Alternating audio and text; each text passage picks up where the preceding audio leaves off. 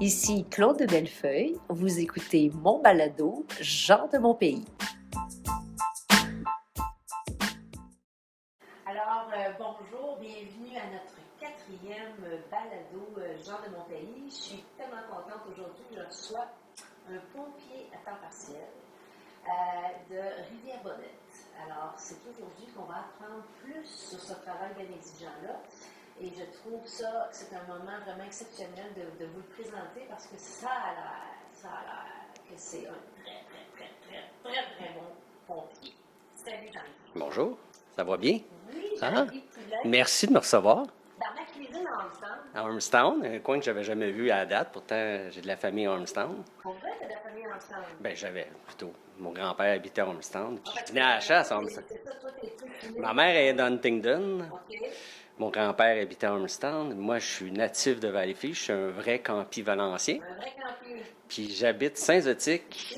Oui. Et je pompier. suis pompier volontaire ou à temps partiel, qu'on dit maintenant, parce que le volontaire, c'est plus quelque chose qu'on dit, mais pompier à temps partiel chez Bombardier, à Rivière-Bonnette. Oui, parce que t'es pompier à temps partiel, tu m'as expliqué ça, qu'on dit ça, pompier volontaire, c'est dépassé comme terme.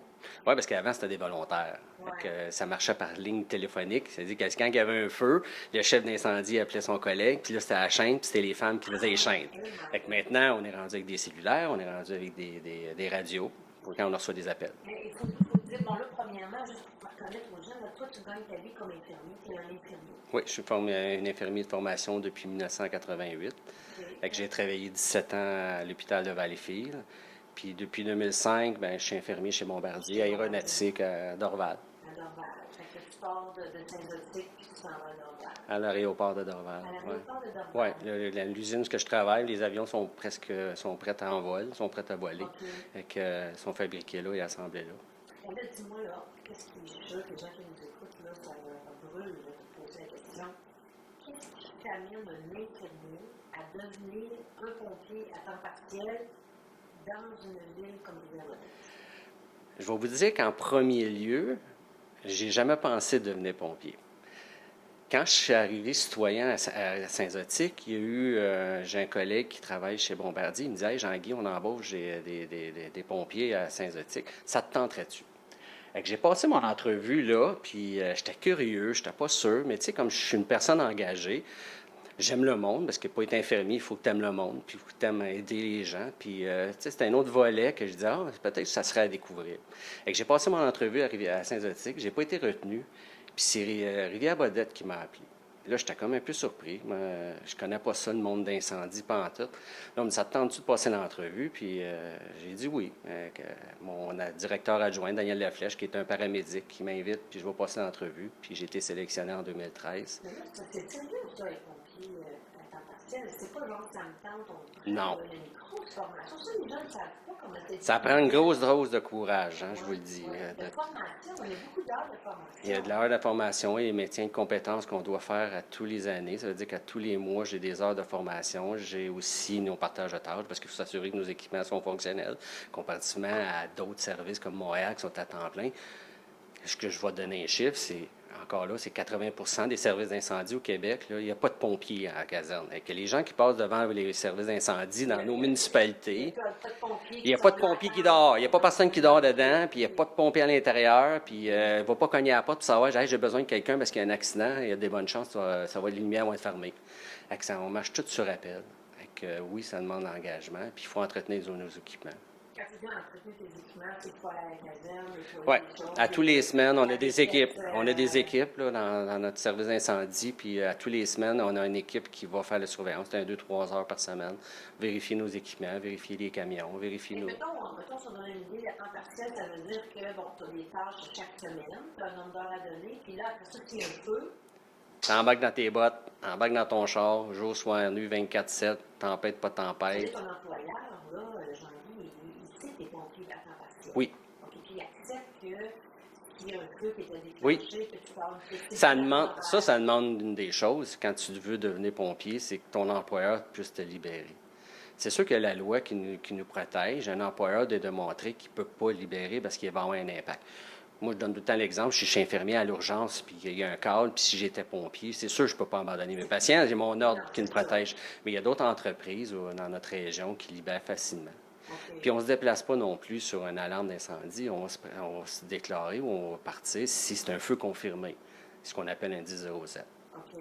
Là, je vais dire à mon employeur, regarde, je dois J'ai quitter. pas le choix. Je dois quitter parce que j'ai une intervention. OK. Il y a une distance aussi. Si j'étais à Québec, parce que je suis parti en vacances avec ma femme, il y a un 1007 qui est lancé, je ne montrerai pas. Mais de Dorval, oui, je vais partir. Ça me prend 45 minutes de m'en venir de Montréal. Puis, L'équipe va déjà sur le lieu, toi, tu as rejoint à ton équipe. Ouais. Donc, c'est beaucoup de formation. Ça, je pense que les gens ne le savent pas, que votre maintien de compétences est quand même assez exigeant. Oui. Que vous ne pouvez pas manquer des formations, puis c'est souvent les soirs. La loi oblige les services d'incendie à donner de la formation. Ça force les gars aussi à les avoir les formations.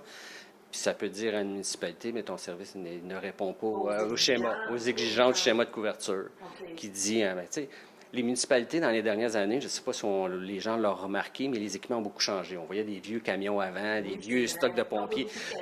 Là, les casernes sont beaucoup plus modernisées, comme Sainte-Barbe viennent de moderniser le service d'incendie. Les équipements sont changés. Les camions désuets qui ne peuvent pas avancer, mais tu vois plus ça. Fait que les villes investissent, puis investissent aussi sur leur main-d'œuvre.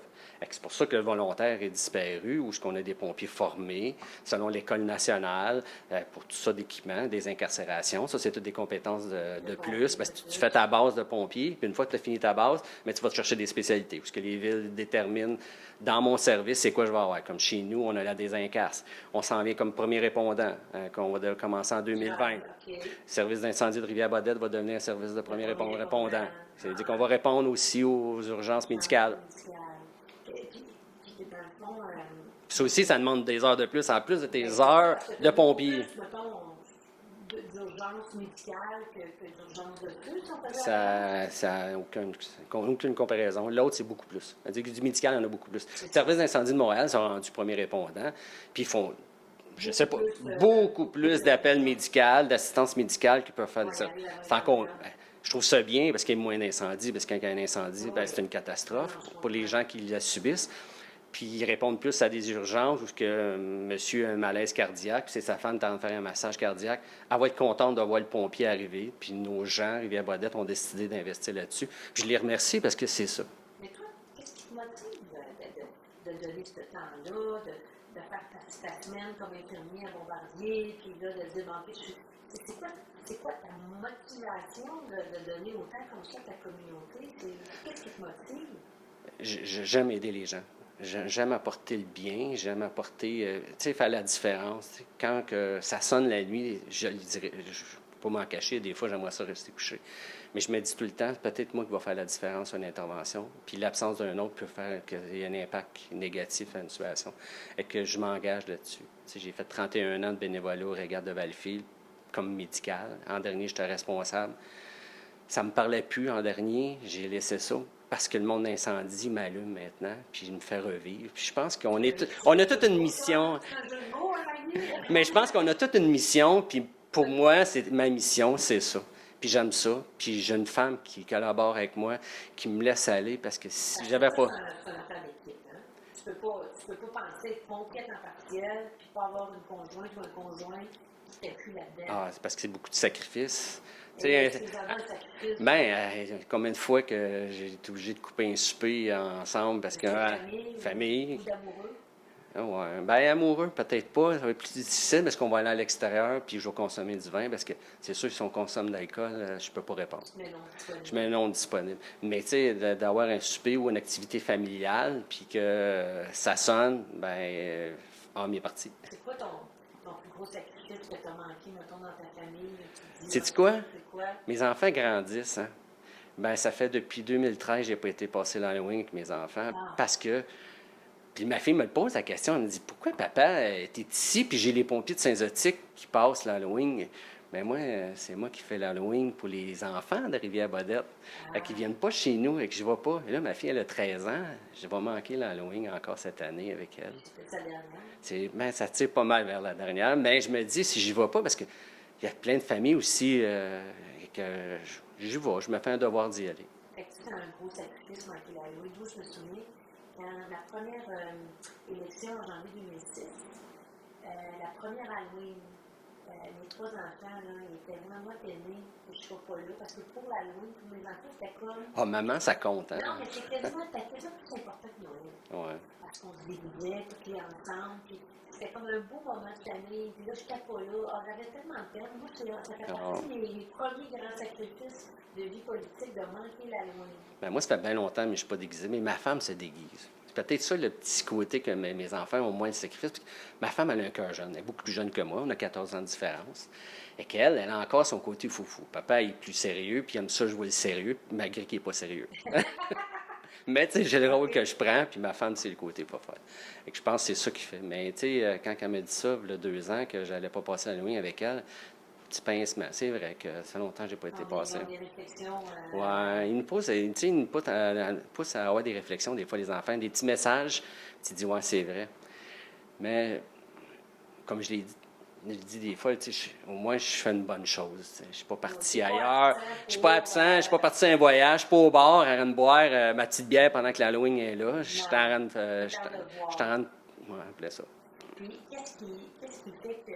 Bon, là, tu t'as parlé d'âge tantôt. On peut peut-être partager nos âges. Moi, j'ai 55 ans. 52 ans. OK, on avance dans l'âge. Y a-t-il une fin de vie? Y a-t-il une fin de carrière pour un pompier? À un moment donné, sais-tu quoi? Faut arrêter? J'espère pas que ça va arrêter aussi vite que ça. Moi, je me vois prendre ma retraite de chez Bombardier comme infirmier avec ma pleine retraite, puis de faire du pompier. Est-ce que ça va être possible? Eh bien, il nous en reste encore une couple d'années avant notre retraite. Fait que j'espère continuer à le faire parce que j'aime ça. Mais il n'y a pas d'âge pour arrêter d'être pompier, c'est ta forme physique? J'aime mieux pas y penser, je n'ai jamais posé la question. Mais sûrement qu'il doit y avoir. Mais je sais que Montréal, oui, ont des âges, puis c'est beaucoup plus réglementé. Mais tu sais, en secteur rural comme on est, ou des petites municipalités, je pense pas qu'il y a des âges à ce point-là. J'ai vu des pompiers à 77 ans chauffer des camions. Tu sais. Okay. Tu sais, rentrer au feu avec ton habit de pompier, puis tu sais, avec ton habit au complet, puis avec tous tes équipements, bien, tu peux peser facile. Moi, je paye 178 livres. On peut aller chercher jusqu'à 250 livres avec nos équipements. À 66 ans, je ne suis pas sûr d'être capable de marcher à 4 pattes, rentrer au feu, parce que rentrer au feu, c'est pas facile. Non. Tu as beau avoir des habits de pompier, tu as beau avoir un bon bunker, un bon casque, il fait chaud, la chaleur, tu rentres, l'humidité, tu rentres, parce que tu arroses, il y a une vapeur, c'est dur. C'est très dur physiquement. Moi, j'ai porté un équipement de pompier au complet. Il y a eu une compétition entre 2 députés, un à l'Assemblée nationale, un à Ottawa, puis j'ai porté les équipements, puis on devait avoir quelques obstacles. Avec le masque, tout? On était... Okay. Moi, là, j'étais impressionnée, mais c'est pour ça que je me disais, je veux faire un balado, je veux parler avec un pompier, parce que pour moi, c'était comme une grosse prise de conscience, justement, que le poids que tu portes, que tu arrives à intervenir sur un feu, que déjà tu pèses plus. Ah. C'est exigeant. Tu sais, te lever à 2 heures du matin, aller combattre un incendie pendant 2-3 heures la nuit, il est rendu 6 heures le matin, il faut que tu prennes ta douche, puis il faut que tu retournes travailler. Parce que ton emploi principal t'attend, là. Ah, t'es capable de faire ça. Ben, j'ai pas... Je ne suis pas le seul, là. Toute cette belle région-là, de Salaberry-sur-Roi, ont toutes la même affaire. Exemple de Valleyfield, qui ont du temps complet, mais les autres ont toutes, comme moi, un emploi. Il faut tous se lever le matin et aller au travail, même si ça ne nous tente pas. On a quand même un devoir, il faut le faire. T'sais. Ça peut arriver qu'on prenne congé, mais ça m'est déjà arrivé d'avoir 12 heures d'incendie. Quand il y a eu l'accident sur l'autoroute, où les gens chialaient à Montréal, l'autoroute 13, mais nous, on avait un accident aussi à Rivière-Bradette, puis à Saint-Zotique, où il y a eu un décès. Là. Bon, on était 14 heures sur cet incendie-là. Il faut que j'aille travailler. Après cet incendie-là, il faisait froid, il neigeait, on avait de la neige pratiquement jusqu'aux genoux, on gelait, c'était hallucinant, il ventait, c'était quelque chose. Jean-Guy, moi je veux te dire que tu étais pas mal un pompier dans le tas, parce que tu as gagné plusieurs prix. Ouais. Une reconnaissance de tes pères, on peut dire. Ouais. Et pourquoi tu penses que tes pères te reconnaissent comme ça? Qu'est-ce qui te distingue? Moi, si je te regarde, tu as du pétillant dans les yeux. Mais je ne sais pas, tous mes invités ont du pétillant dans les yeux. C'est pour ça que tu as invité. Qu'est-ce qui fait que tu es reconnu comme ça par tes pères?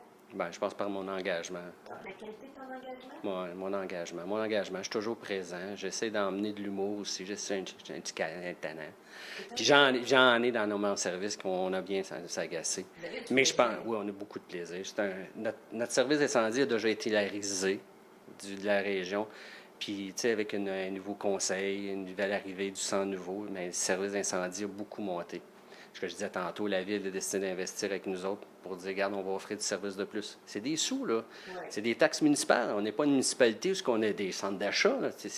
Ce service-là vient directement des taxes de nos gens, par nos taxes. Les gens sont contents. Donc, tu es un homme engagé, tu étais reconnu. Puis moi, j'ai remarqué aussi que les pompiers à temps partiel étaient très présents dans la communauté. Comme je vous ai vu à la fête nationale, vous êtes habillés, vous êtes là, vous êtes présents. Ça, là, ça a une importance. Puis ça a une importance pour les citoyens qu'on est autour. Puis quand on nous demande de venir faire, parce que c'est du bénévolat, là. Quand on va à la Saint-Jean-Baptiste, on n'est pas payé. Puis quand on va à la Guignolée non plus, là, elle s'en vient bientôt. Puis les gens sont extrêmement généreux. Je suis vraiment surpris d'une petite place comme Rivière-Brodette qui sont extrêmement généreux. Puis on va chercher ces denrées-là. Moi, je me fais un devoir parce que la première fois, j'ai été surpris. Genre, je vais y aller. J'ai jamais été une guignolée de ma vie. Tu entends ça souvent, la guignolée des médias là, à Montréal. Mais je me rends compte que les régions donnent. Puis c'est pas riche, là, Rivière-Brodette. Puis Saint-Zotique aussi, il y a des petits coins qui sont plus pauvres. Mais les gens sont généreux. Il faut aller chercher ces denrées-là pour pouvoir donner ça à ces gens-là. Tu t'es habillé en pompier. Habillés en pompier, avec nos camions d'incendie, puis on fait région avec nos familles. Mes enfants participent à ça. Les enfants de mes collègues aussi participent à ça. Puis je pense que c'est important qu'on le fasse. L'image d'un pompier dans les municipalités, c'est gros, puis ça paraît, puis les gens sont contents, les enfants. Moi, quand je fais l'Halloween, je me fais un plaisir d'ouvrir le truck, puis oui, les enfants, ça rentre dedans, puis ça regarde les apria. Il y a un petit pit-pit, puis on fait aller les sirènes, puis oui, puis c'est le fun. Puis quand tu portes l'uniforme, mais tu t'es regardé différent. Tu sais, j'étais infirmier, moi, j'étais extrêmement timide. J'étais très gêné. Puis j'ai fait un métier où quand je mettais mon uniforme blanc, j'étais infirmier, il fallait mettre mon... Je devenais un autre homme. J'ai gagné de l'assurance. J'étais bégayeux, je bégayais. Puis là, en étant avec mon uniforme, je gagnais en assurance. Puis je réussissais à rentrer dans les conversations. T'expliques à une personne âgée sa médication, son diabète. Ça, c'est le fun. Puis là, maintenant, je porte l'uniforme d'un pompier, puis je rentre dans une maison, puis j'explique comment ça fonctionne, ton détecteur de fumée. Sais-tu, c'est important d'avoir ton détecteur, pas ton détecteur, mais ton instincteur proche de la porte, une prochaine sortie. Puis c'est valorisant. Je trouve que c'est une belle valorisation. Puis c'est ce que je vais laisser sur la terre. C'est ce que je te disais. On a toute une mission. Il y en a qui vont en politique, il y en a qui deviennent policiers, il y en a qui deviennent des mères en foyer. Ma femme, c'est une femme au foyer. Elle a décidé d'arrêter de travailler, de s'occuper des enfants. Puis je trouve que c'est une belle valeur. Des fois, je l'agace, tu fais rien. Tu t'occupes des enfants, tu fais le lavage, tu fais à manger, tu t'occupes de ton homme. C'est toute une job. Je le ferai pas. Non, c'était ce qu'il disait. Je pense que tous dans les gens qui disaient ma mère est trop occupée pour travailler, elle travaille à la maison. Ah ouais. Mon petit qui était bon, ce gars-là. Mais dans le fond, c'est la reconnaissance aussi. Quand on forme une famille, on fait des choix. Hein? Ah ouais. L'idée, c'est que tu as l'air d'un homme bien heureux. Puis bien, je dirais, qui donne beaucoup de bonheur alentour de lui. Ça me touche. C'est pour ça que j'avais le goût de te rencontrer. Moi, je cherchais un pompier, puis tout de suite, ton nom est sorti. Ah! Oui, Ça veut dire que j'ai des reconnaissances? Oui! Tabarnouche! Un bon réseau de contacts. Puis tu sais, un bon pompier qui est gentil, qui viendrait nous... Mais tu sais, je travaille chez Bombardier, puis là, je réponds. Bonjour, je ne sais pas si je parle à la bonne personne, mais moi, on a nommé ton nom. On est 14 infirmières chez Bombardier, puis on me dit, bien, appelle Jean-Guy. Tu sais, c'est valorisant. Là, je dis tout le temps, moi, j'ai encore de la crédibilité. Oui, c'est sûr. Et là, tu sais qu'on termine presque notre balado, puis dans les règles du jeu, nos invités, on doit nous poser une petite ou deux questions. Est-ce que tu en as une pour moi pour terminer notre balado? Tu fais quoi dans la vie? Qu'est-ce que tu fais dans la vie? Oui, tu fais quoi? Parce que je ne sais pas. Tu sais pas qu'est-ce que je fais? Non. Okay. Alors, moi, je suis travailleuse sociale de formation.